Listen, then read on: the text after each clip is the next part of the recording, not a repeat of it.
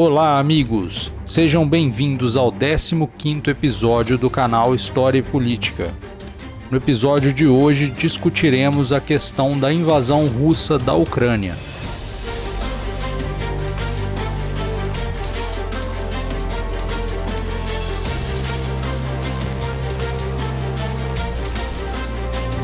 No amanhecer do último dia 24 de fevereiro de 2022, uma quinta-feira, a Rússia iniciou uma invasão em larga escala da Ucrânia, um grande país da Europa, desestabilizando sobremaneira a política internacional. Para completa estupefação de toda a comunidade internacional, o presidente da Rússia, Vladimir Putin, ordenou que suas tropas iniciassem uma guerra de agressão contra o vizinho menor e mais fraco. Putin declarou que realizaria apenas uma operação militar especial em Donbas, em apoio às províncias rebeldes ucranianas pró-russas de Donetsk e Luhansk, mas acabou deflagrando uma operação de ocupação de todo o território ucraniano. Putin trouxe o espectro da guerra à Europa e ao mundo após décadas de paz. Desde meados do século XX, a Europa não enfrentava uma guerra interestatal de grande escala, já que aquelas que ocorreram nos Balcãs no fim da década de 90 foram em grande medida guerras civis, intraestatais. A comunidade internacional, que já se acostumara a ocupar-se de temas como mudanças climáticas, comércio, terrorismo, corrida espacial, combate às desigualdades e outros, voltou imediatamente a se preocupar com o tema da política de poder e as questões relativas à segurança internacional. Em um só golpe, o espectro de uma confrontação nuclear entre grandes potências também voltou a assombrar o mundo. Desde janeiro de 2022, a inteligência militar dos Estados Unidos avisava reiteradamente que uma invasão total russa era iminente. Os Estados Unidos alertavam que era grande a possibilidade de que a Rússia realizasse um incidente militar encenado nas fronteiras ucranianas, de modo a justificar a invasão, uma false flag operation. O presidente Joe Biden chegou a ir à televisão para alertar o mundo das consequências de tal ato, advertindo Putin contra o que considerava ser uma guerra por escolha, War of Choice. Poucas pessoas, porém, apostavam que este seria de fato o curso dos eventos. Nem as tentativas de intervenção diplomáticas de última hora de Emmanuel Macron da França e de Olaf Scholz da Alemanha foram capazes de impedir a ação de Putin e de seus militares. As disputas entre Rússia e Ucrânia já se desenrolavam há diversos anos, mas desde dezembro de 2021 ganharam novos contornos com o estacionamento de tropas russas na fronteira ucraniana.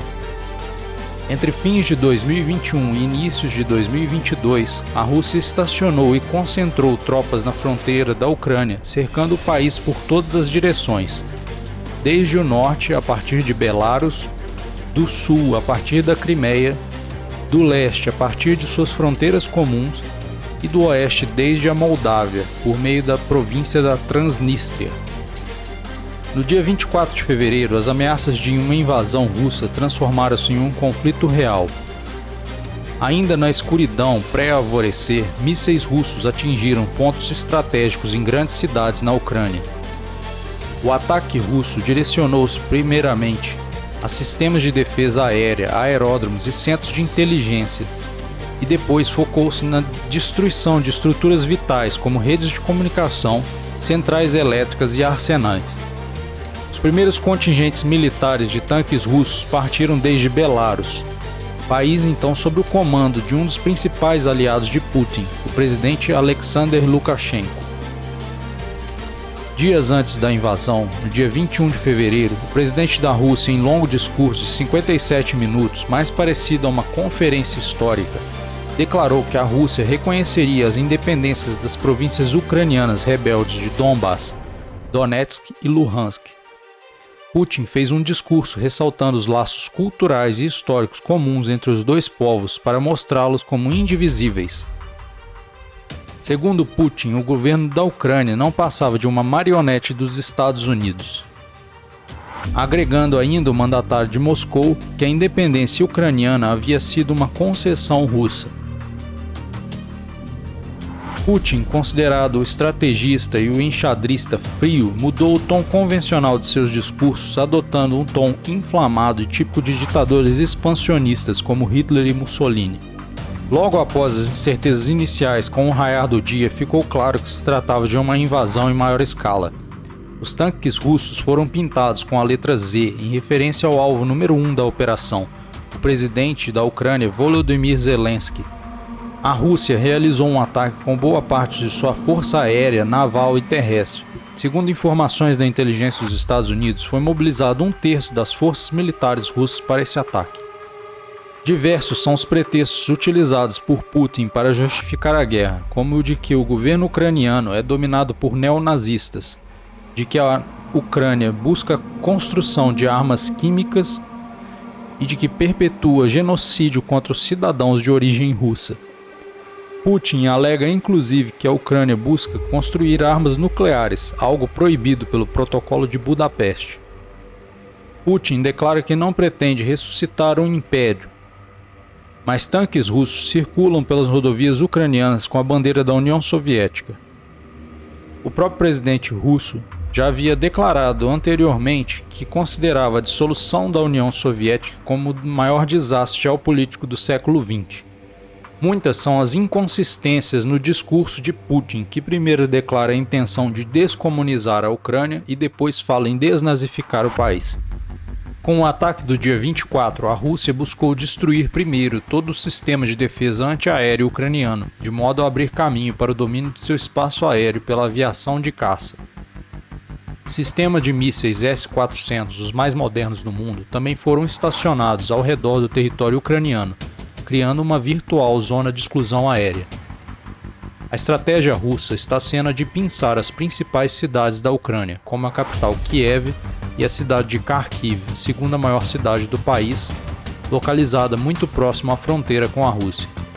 Além disso, Moscou busca o objetivo de criar um corredor terrestre entre as zonas separatistas de Donbass e a Crimeia, territórios ambos já controlados previamente por tropas russas e pró-Rússia. No dia 25 de fevereiro, as tropas invasoras ocuparam a região da usina de Chernobyl, caminho mais curto entre Belarus e a capital ucraniana. No mesmo dia, o segundo dia de guerra, tropas avançaram rumo a Kiev, ocupando o aeroporto de Hostomel, próximo à capital, o que permitiu o desembarque aéreo de mais tropas. Hostomel era o aeroporto sede do gigante Antonov Miriam AN-225, o maior avião do mundo, destruído durante a invasão. Logo após invadir, Putin instou os militares ucranianos a deporem o presidente Zelensky. Putin também delineou algumas condições para a paz, exigindo que a Ucrânia reconhecesse a Crimeia como território russo, renunciasse a qualquer intenção de aderir à OTAN e que parcialmente se desmilitarizasse.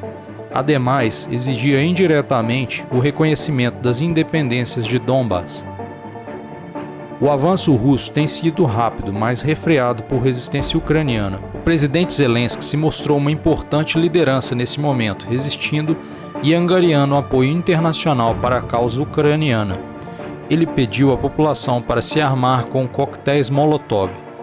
Diante dos apelos de que deixasse o país, declarou: "Não preciso de carona, preciso de armas."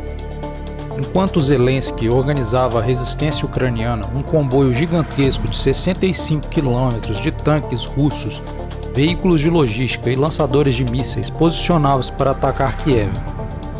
No sul, portos ucranianos como Melitopol e Mariupol eram assediados pelos russos, conseguindo os invasores se apoderarem completamente do litoral ucraniano no Mar Negro.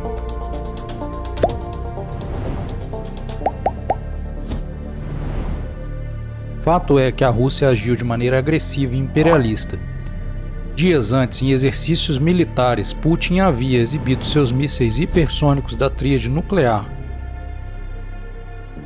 A Ucrânia não é um país irrelevante no mundo. No período soviético, ela era a segunda mais importante república soviética, depois apenas da própria Rússia. A Ucrânia é um grande país na Europa, com 50 milhões de habitantes e o tamanho de Minas Gerais. Ela é um país independente desde 1921, após ter sido firmada a Paz de Riga, que encerrou a guerra com os bolcheviques de Moscou. É um país que possui uma pujante indústria aeroespacial, sendo fabricante de foguetes, e possui vastas terras cultiváveis, o que já lhe rendeu o título de celeiro da Europa. É o lar, por exemplo, da gigante de aviação russa Antonov. A Ucrânia também possui liderança no setor de reatores nucleares. O país é o maior produtor de urânio da Europa, tendo vastos depósitos de titânio, além de outros recursos minerais de alto valor. Ela possui as maiores reservas de minério de ferro comercial do mundo, 30 bilhões de toneladas, que corresponde a 1/5 das reservas mundiais. Russos e ucranianos não são o mesmo povo, apesar de os dois países compartilharem laços identitários profundos. O próprio presidente Volodymyr Zelensky fala russo nativo. No entanto, existem diferenças em termos de cultura, costumes, tradições, música, vestimentas, religião e etc. Pode-se dizer que a Rússia moderna derivou da Ucrânia medieval. No século IX, ambos compunham uma federação medieval de tribos eslavas, o chamado Rus de Kiev. No século XVIII, Kiev foi totalmente absorvida pelo czarado de Moscou, sob o comando de Pedro o Grande e depois de Catarina a Grande.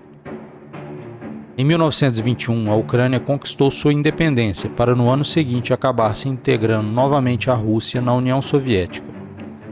Até o alfabeto cirílico não é o mesmo, com cerca de 60% das palavras compartilhadas. Em certa medida, as diferenças culturais são parecidas entre Estados Unidos e Canadá, porém com uma história política mais intrincada. Após invadir a Ucrânia, o presidente Vladimir Putin continuou com sua rotina normal de trabalhos em Moscou.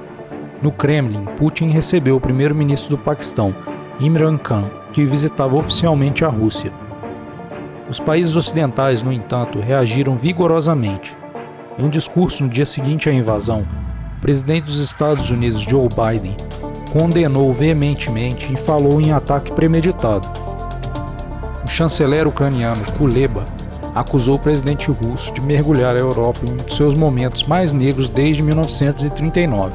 Em reação às acusações, a chancelaria russa afirmou que a invasão não era o começo de uma guerra, mas sim a tentativa de evitar outra guerra mundial. Ao atacar a Ucrânia, a Rússia rompeu com a Carta das Nações Unidas, que impede agressões unilaterais de um país ao outro. A Rússia também rompeu com o Memorando de Budapeste de 1994, segundo o qual a Ucrânia entregou cerca de 1.600 armas nucleares remanescentes da antiga União Soviética em troca de um tratado de paz e da garantia de nunca ser invadida ou ameaçada. Esse ataque inédito deflagrou a mais grave crise de segurança na Europa em décadas, talvez desde a Segunda Guerra Mundial. No século XX, a União Soviética havia invadido a Hungria em 1956 e a Tchecoslováquia em 1968, porém em um contexto muito distinto, ainda da Guerra Fria e da existência do Pacto de Varsóvia. Estes também eram países menores e menos relevantes. O ataque de Putin joga o mundo no tenebroso século XX, um século marcado por duas guerras mundiais e um período de grande tensão entre as superpotências.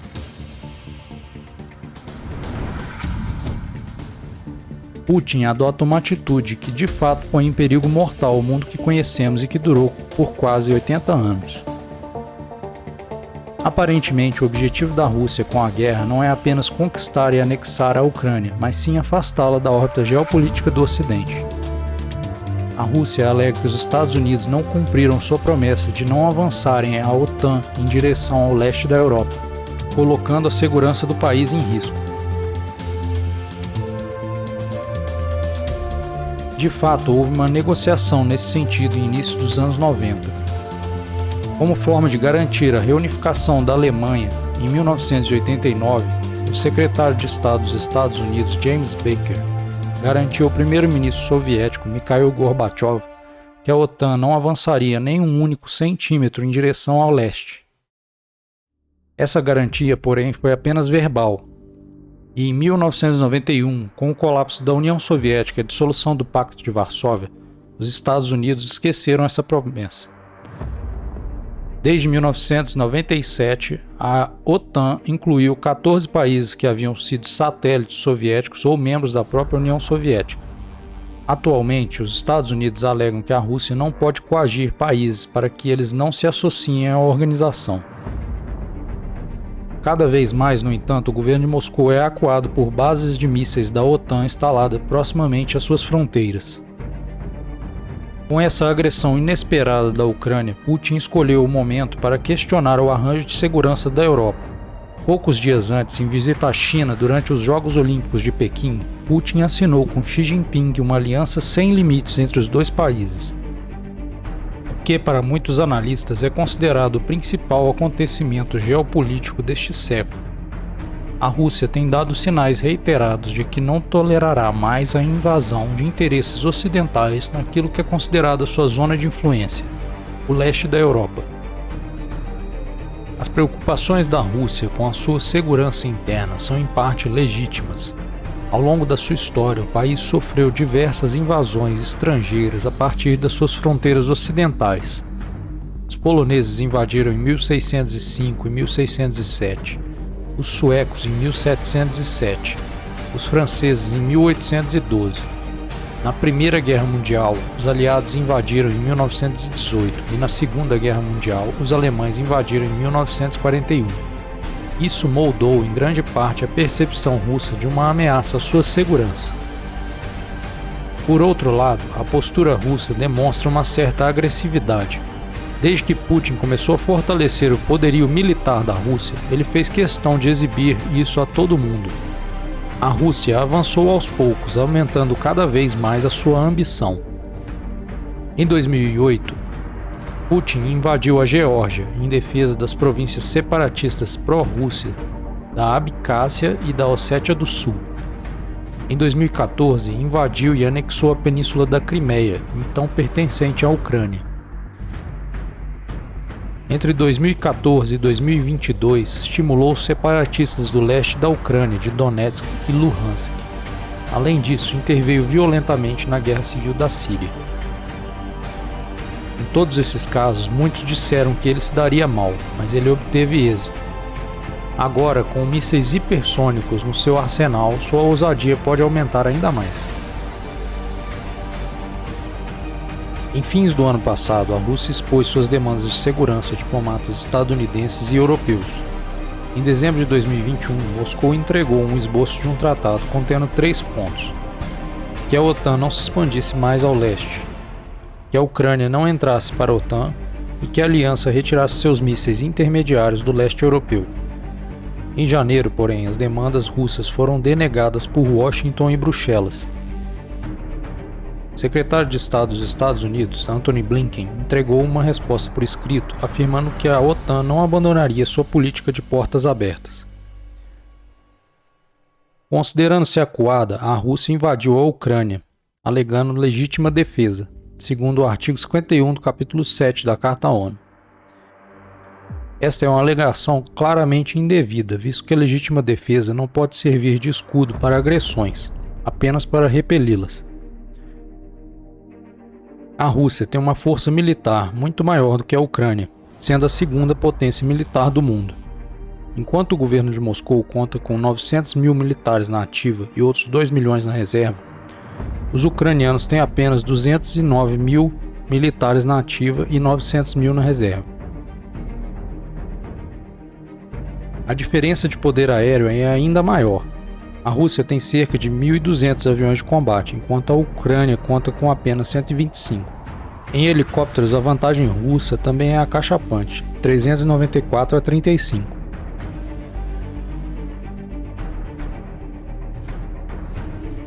As reações internacionais à invasão da Ucrânia foram imediatas.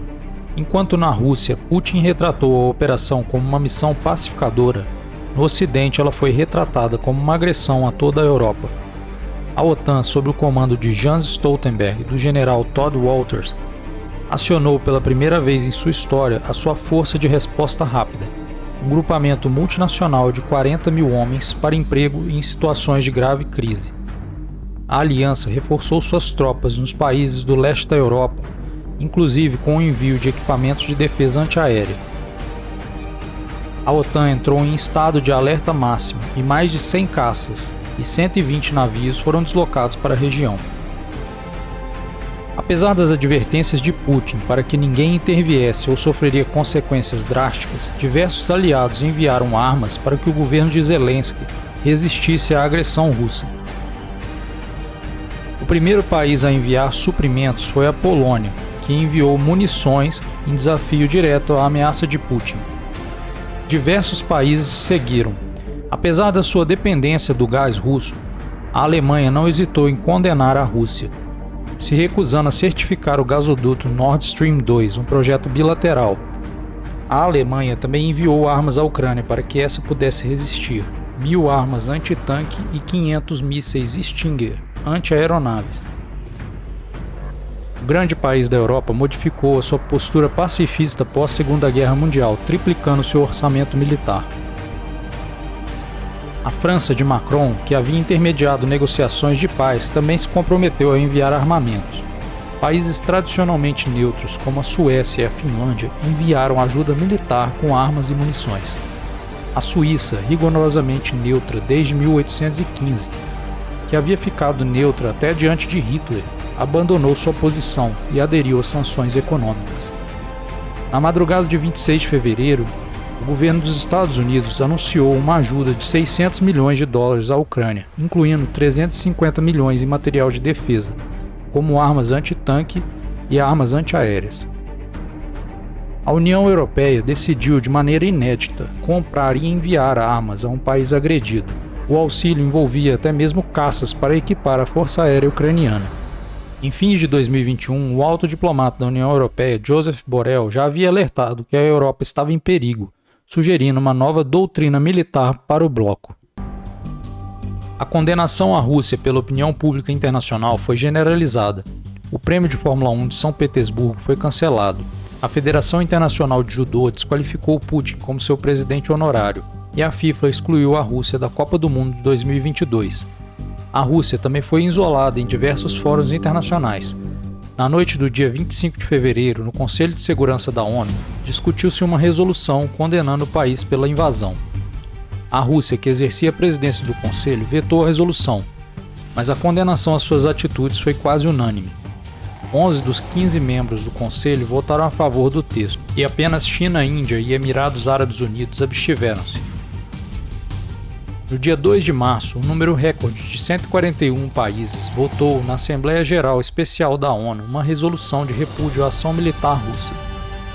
Poucos países se alinharam com Moscou, apenas 4: Belarus, Coreia do Norte, Síria e Eritreia. Até ex-repúblicas soviéticas como o Cazaquistão e o Quirguistão, próximas a Moscou, preferiram se abster. Diversos países boicotaram o discurso do chanceler russo Sergei Lavrov na Conferência de Desarmamento da ONU. A resposta do Ocidente foi vigorosa e unificada, de uma maneira inédita na história. Muitas nações bloquearam o espaço aéreo para voos provenientes da Rússia, praticamente isolando o país. Os aliados da OTAN e da União Europeia também instituíram duras sanções financeiras e comerciais à Rússia e seus líderes. Essas atingiram especialmente os oligarcas e suas empresas. Em 27 de fevereiro, a Rússia foi excluída do SWIFT, Sistema Interbancário de Pagamentos, e suas reservas nacionais foram parcialmente congeladas. As sanções destinam-se a destruir a reserva de guerra, ou War Chest, criada por Putin para a ocasião de um confronto com o Ocidente. Sanções duríssimas contra o Banco Central russo, contra bancos privados e contra o Fundo Soberano limitam a capacidade de Putin de financiar uma guerra na Ucrânia. Putin tinha construído reservas internacionais de 640 bilhões de dólares. Os impactos das sanções têm a capacidade de desestabilizar a economia russa, produzindo quebras bancárias e inflação. Em um único dia, o rublo teve uma desvalorização de 30%. E houve um aumento exponencial dos juros subsequente. Grandes empresas multinacionais como a GM, Shell e a BP já deixaram o país. A estratégia do Ocidente é clara: tornar a invasão russa mais custosa possível, tornando a guerra na Ucrânia um grande atoleiro para Putin. Como reação, a Rússia já reduziu o suprimento de gás para a Europa por meio de seu maior gasoduto, o Yamal Europa. Os russos também falam em nacionalizar bens de empresas estrangeiras no país. Putin dá sinais de que não irá parar na Ucrânia, fazendo advertências para que Suécia e Finlândia não se unam à OTAN. Uma guerra econômica e uma confrontação militar indireta estão em curso. O risco é que tudo isso escale para uma confrontação direta entre potências. Em 27 de fevereiro, Putin tomou um passo pouco usual, colocando em alerta as forças nucleares de seu país, em resposta ao que classificou como sanções ilegítimas e ações hostis dos países do Ocidente. A situação é gravíssima e existe a possibilidade de uma guerra cibernética que desencadeie uma guerra maior. Em 2 de março, 4 aviões de guerra russos violaram brevemente o espaço aéreo da Suécia, a leste da ilha de Gotland, no Mar Báltico. Se isso ocorresse no espaço aéreo de algum país da OTAN, a aliança seria obrigada a reagir militarmente. Existe a possibilidade de uma nova cortina de ferro na Europa e uma Guerra Fria 2.0. O chefe da diplomacia russa, o chanceler Sergei Lavrov, acusa o Ocidente de planejar uma guerra contra a Rússia. A crise começou há poucos dias, mas segundo a ONU, mais de 1 milhão de ucranianos já fugiram para países vizinhos.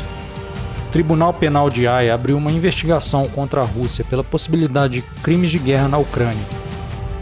Existe a alegação de que a Rússia tem feito uso de munições de fragmentação e armas termobáricas, condenadas pelo direito internacional por matarem indiscriminadamente civis. A crise na Ucrânia já é a maior crise de segurança desde pelo menos 1962, quando ocorreu a crise dos mísseis de Cuba. A caixa de Pandora foi aberta. Resta a todos nós esperarmos que o futuro não seja ainda mais sombrio.